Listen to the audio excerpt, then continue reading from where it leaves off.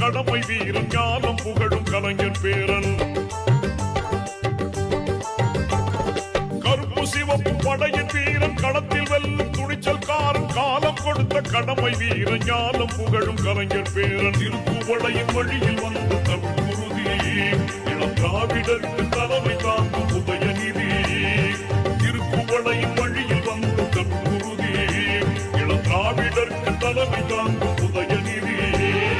கருப்பு சிவப்பு படையின் வீரன் களத்தில் வெல்லும் துணிச்சல்காரன் காலம் கொடுத்த கடமை வீரன் ஞானம் புகழும் கலைஞர் பேரன்.